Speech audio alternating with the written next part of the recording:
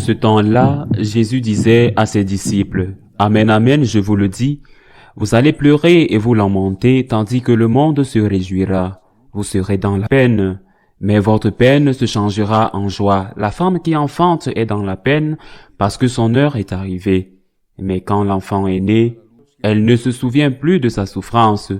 Toute heureuse qu'un être humain soit venu au monde, vous aussi maintenant vous êtes dans la peine, mais je vous reverrai et votre cœur se réjouira.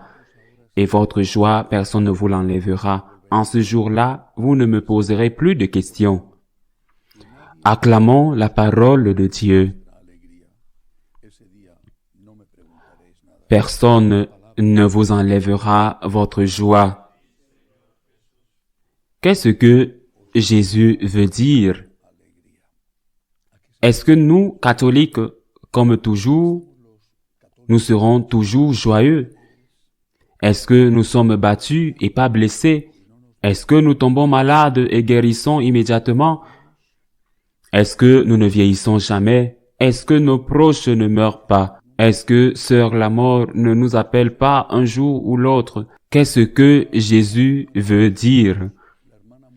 Si être catholique signifiait ne pas avoir de problème, quel qu'il soit économique, de santé familiale, si être catholique signifiait ne pas souffrir, certainement beaucoup le seraient, beaucoup plus seraient catholiques, non pas pour l'amour de Dieu, mais pour l'intérêt. Mais nous sommes battus et nous souffrons, nous tombons malades comme les autres. Nous mourrons comme les autres et nos proches meurent aussi. Alors que veut dire Jésus quand il dit que je vous reverrai et que vos cœurs se réjouiront et que personne ne vous enlèvera votre joie? Qu'est-ce que Jésus voulait-il dire?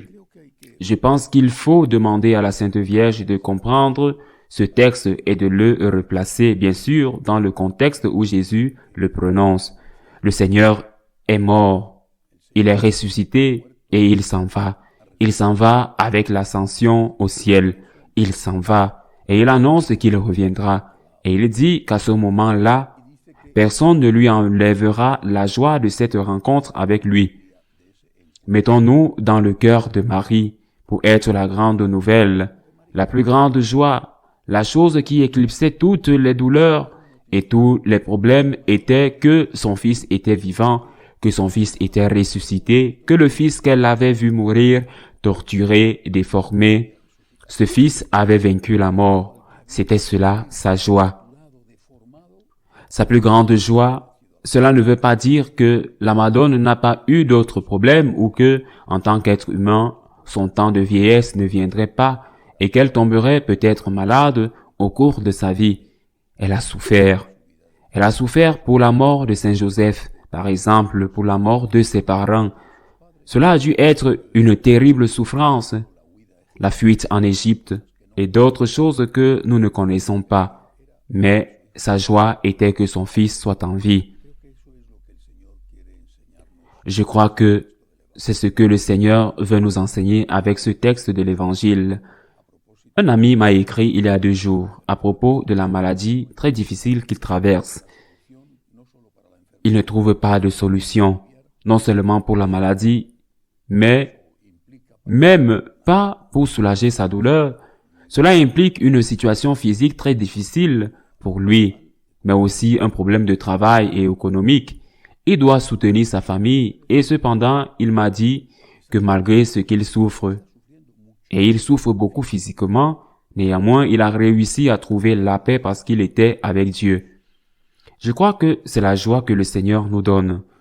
Pas la joie qui vient du fait de ne pas avoir de problème, de ne pas connaître les souffrances ou de ne pas souffrir pour nos propres souffrances, ce qui nous fait parfois souffrir plus que si nous devions porter ces souffrances nous-mêmes.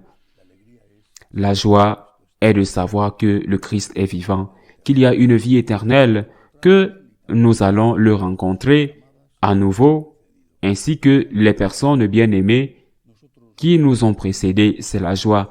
Nous ne pouvons pas dire et nous ne disons pas que nous traversons ce monde comme si nous volions au-dessus des difficultés. dans le baume. Nous demandons à la Vierge de nous aider dans cette vallée de larmes. Nous pleurons comme tout le monde. Nous tombons malades comme tout le monde. Nous mourons comme tout le monde. Nous avons des problèmes financiers. Je ne sais pas si nous avons des problèmes comme tout le monde, mais nous avons des problèmes comme la grande majorité des gens. Et pourtant notre joie n'est pas de ne pas avoir de problème, mais d'être avec le Christ, de savoir que le Christ est ressuscité, qu'il vit, qu'il a vaincu la mort, qu'il a vaincu le péché. Avec le cœur de Marie, nous nous réjouissons. Il vit. Le Christ vit. La personne que j'aime le plus est vivante. Alors j'aurai tout le reste, parfois aussi dur que ce qui arrive à ce cher ami, parfois très dur, et pourtant il vit, et cela me place à un autre niveau. Je suis capable d'être heureux, d'avoir la paix, même si je pleure, même si je souffre, même si j'ai des problèmes. Les problèmes me frappent et me tirent vers le bas, mais la certitude que le Christ est vivant me tire vers le haut. L'espoir que je le reverrai, qu'il y a la vie éternelle, empêche le naufrage inévitable que les problèmes me causent, empêche ce naufrage d'être définitif. Personne ne m'enlèvera la joie ici sur terre d'être en paix avec le Christ et le moment venu de le revoir, de revoir la Sainte Vierge, de revoir ceux qui nous ont précédés, de les voir, de les embrasser, d'être avec eux pour toujours. Ainsi soit-il.